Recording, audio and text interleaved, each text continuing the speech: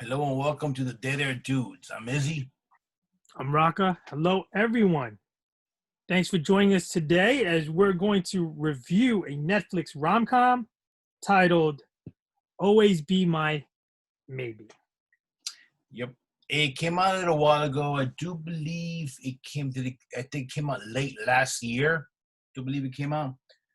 And obviously with the quarantine and the whole everything, we have an opportunity to watch movies we don't normally watch. And as if you guys don't know, I'm an avid fan of the rom-com, as so is my partner. And we like to demystify the stereotypical thinking that guys can't watch rom-coms and like them and critique them.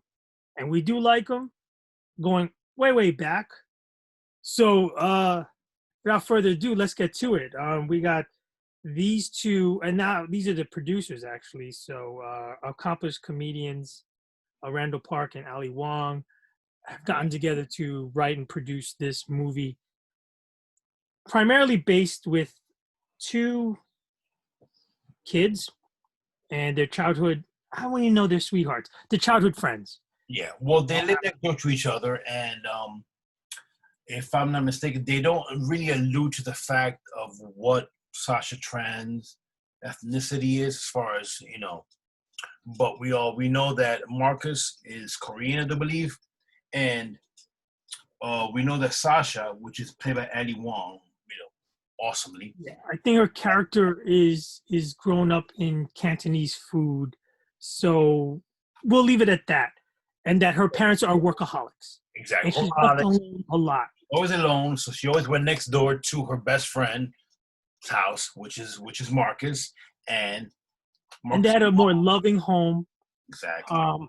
His parents actually became more closer to her as her parents, and as often happens, I mean, it's not really opened up until later in the movie. A little crush develops, or maybe there's a subtle zing, a little thing in between the two guys, and it doesn't blossom because it's awkward. They grow up together, yeah. And then you have Randall Park's character, Marcus Kim, who at a very young age, there's been an accident. Yes. And his mother passes away. So you got this little guilt trip going on where his character, Marcus, feels compelled and obliged to stay home with the dad, thinking the dad needs him. Meanwhile, Sasha Tran's character wants nothing more than get out of San Francisco, get out of the home, get out of the house, be a success. But growing up isolated emotionally, she grows up very jagged, very cutthroat, very purpose and career oriented. And I'll leave this now in Izzy's hands about the pivotal point in the movie where I would say, college age. Yeah. Well, the friends get weird. I mean, they going back, I guess not a flashback, but going back to when they were younger, they stayed friends, obviously, and after his mom passes away, they actually, one thing leads to another, and whatever happened, and they have sex. Now, they were both virgins at the time, so they had some crazy, wild, uncomfortable sex. Where? In the back of his... Guess it's a Datsun. It was a real Parliament. Floppy of a car, held together with duct tape and willpower. Which, don't forget, and the part after they're done, she's like, your car smells like Parmesan cheese. And he's like, yeah, because I always have a bottle of Parmesan cheese in the glove compartment just in case for, just in case. That and right next to the hot sauce. Yeah. So, and then they go for, it gets weird, right? And they go for, where they go for pizza, but Burger King. Oh, yeah, after the uncomfortable sex, they go, oh, you're hungry? Go get a Whopper. So they go to get a Whopper. As they go to get the Whopper, they're having a discussion on what happened, which escalates, and essentially Marcus goes off on her because he's hurt from his mom passing away. goes off on her and says that she's not part of his family, something to that effect. And It wasn't your mom. yeah, basically 16 years later, Sasha, who's a world-renowned famous chef, was about to be engaged to be married. To another celebrity chef. Exactly. She is going to open a new restaurant in San Francisco, which is obviously where Marcus lives. Unknowingly, carry on, Raga. So the best friend, who is a common friend between the two of them, Veronica, played by Veronica, nice. Veronica, played by Michelle Bateau. Yeah, good luck with that one. Sorry, I did my best. Anyway, Veronica sets it up that the rental digs that they had to stay in while the restaurant is being finished for its debut opening needs to be serviced. The HVAC, indoor air conditioning system.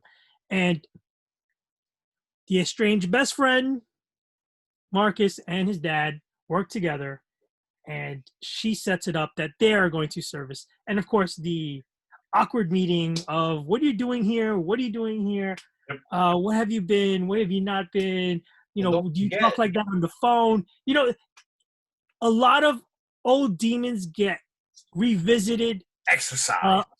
A lot of issues are left unclosed, and it is awkward beyond awkward. I understand that Veronica wanted something, a spark or something to happen, but nothing did.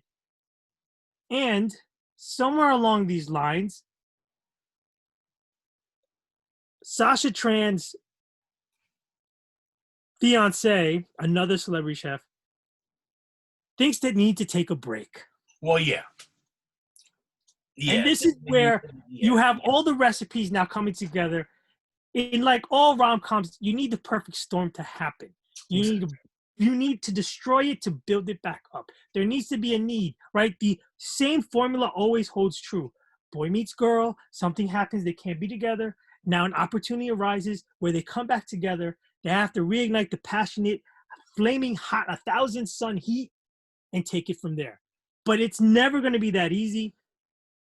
And here's where we are, where he is, I don't know, at this point in the movie, a 35 plus something, stay at home, kid, adult, stoner who lights up, sparks that baby up every night with the same group of bandmates, and he is in a hip hop talking, speaking. I don't know what it is, but it is entertaining kind of music. It's a little off the wall. Stuck and in 90s. with a band. But he's stuck. Right. That's the perfect word. He's stuck in that time warp where the mom passed away. He feels indebted to stay home. And she has not.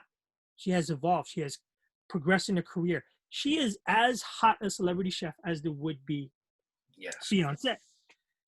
So, of course, without getting back together fully, they did have a nice evening out together. Everyone in the audience thinks they're going to get back together. You feel the wave coming in. You're going to get all that goosebumps that, they're going to get together. But it does not happen because she needs somebody and has awesome, outrageous, mind-blowing sex. And that person is, drum roll, please. Well, just before that, bring back the drum roll. The whole basis of her even meeting Marcus is like Rocka said, that her celebrity ex-fiance or restaurateur Let's raise on pause. Was needing a break, this and that, whatever, so they should see other people. So Veronica sets up, makes sure, she makes it happen that Marcus and Sasha meet up. Whatever, spark, this and that. And they're at the children's party. So, yeah. The dad, Marcus's dad, knows that. He even mentions to the fact that, I always thought that you guys were going to stay together. We're going to be together. So that makes Marcus start to think. But Marcus at the time had a girlfriend. Let's not forget. Oh yeah, the wacky girl. I almost forgot about it. Yes, the vegan type of new Yes. age out Yes. there, way Which out there, is hipster messiah.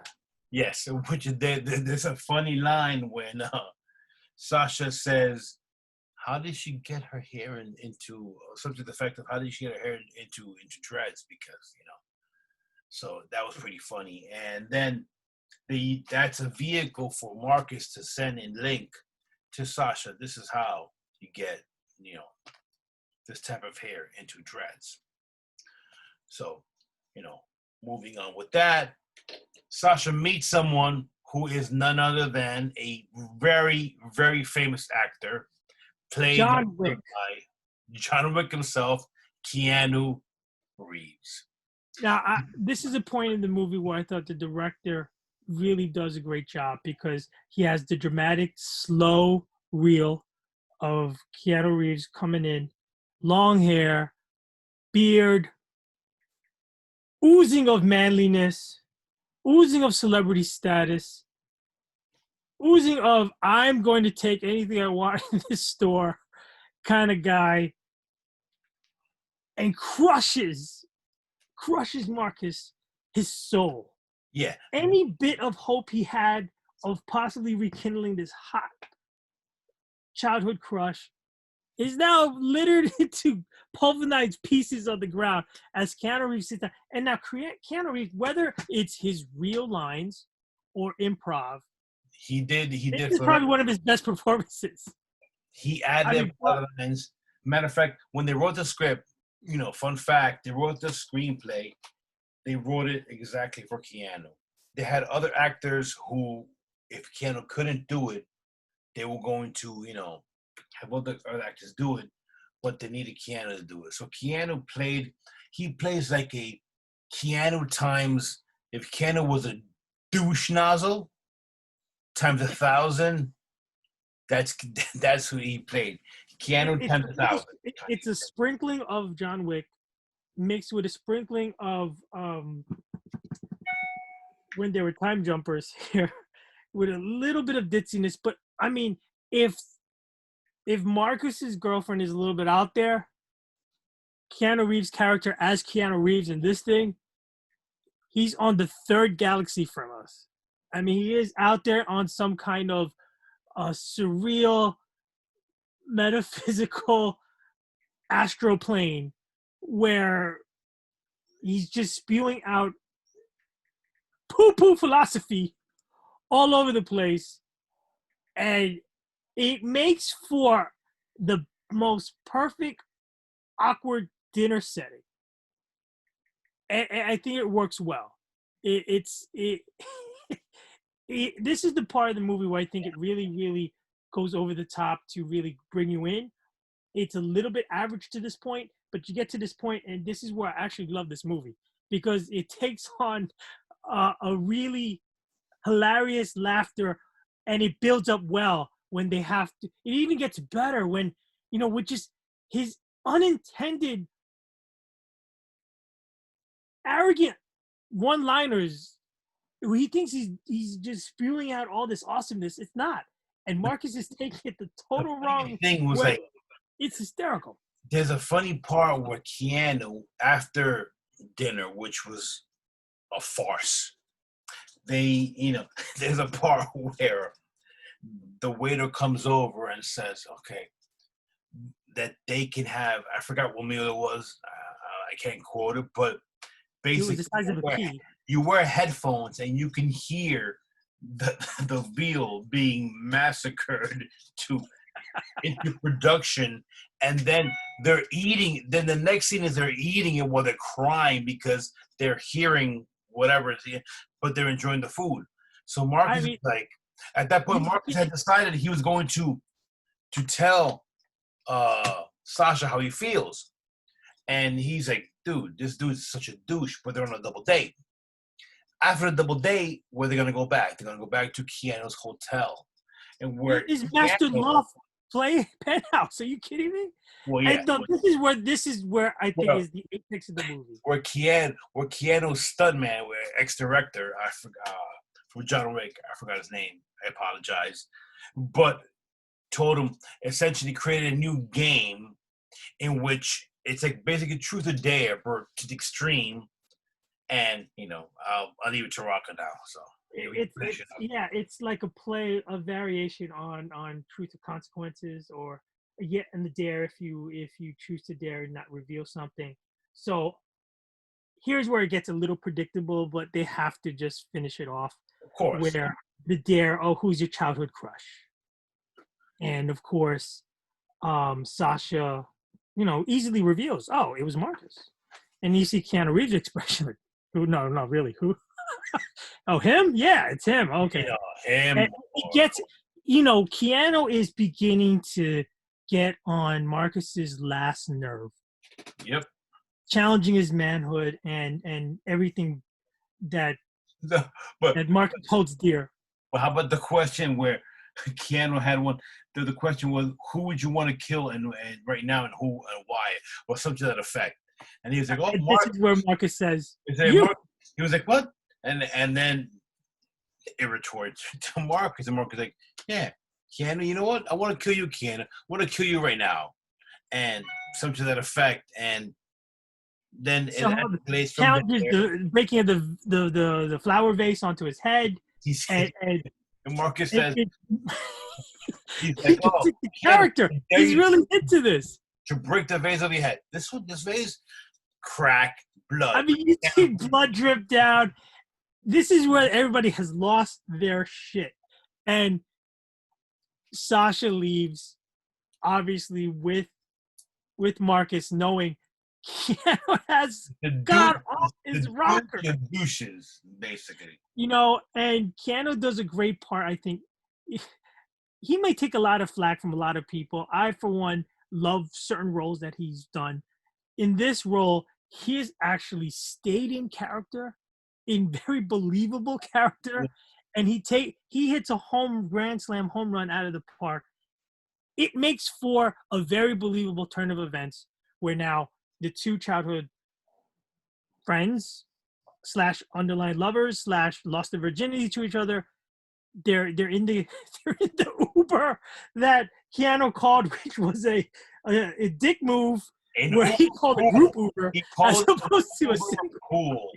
So at that moment, as they're going back to, I guess, Sasha's house or wherever they're going. Oh, they look at each other and you feel the tension. And they kind of go at it like wild cats. They're sucking face, and then you pan to the driver who's like, "Fuck my life," and then the passenger is like, "Oh, can you? I'm the next house to the left."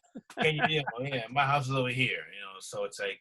I mean, there's little subtleties that keep the movie moving. No, you can tell. I can't really feel like a lull. In a lot of rom-coms have these lulls where they do have to lay down groundwork and kind of boring, but they have to lay down things to come up later. I think this movie does a great job in moving it along. Definitely. And they drop little fun things so that you're laughing all the way around. Not that hearty laugh, but you keep smiling throughout. They obviously get together, they rekindle, and then you have issues of career development, where they're going to live, their future. Is this just a flash in the pants? We just rekindled and had sex, or we really like each other, we want to go further. He's kind of stuck in some immaturity and in his past. He's got to get over that.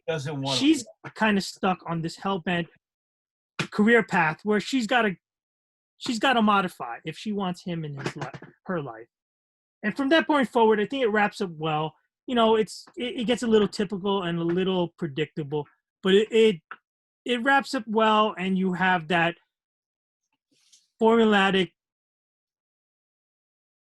catharsis scene at the end where they're separated. They should be together. We think they all should be together. Somehow, to stick to the formula, they are going to end up together. She opens a new restaurant in, I think, New York. Yeah. He flies, sells all this shit. He flies cross country to go to the opening, and he says that line on the red velvet rope where he makes a dick of himself. Let's not forget, there's an earlier scene where Marcus and Sasha, they go to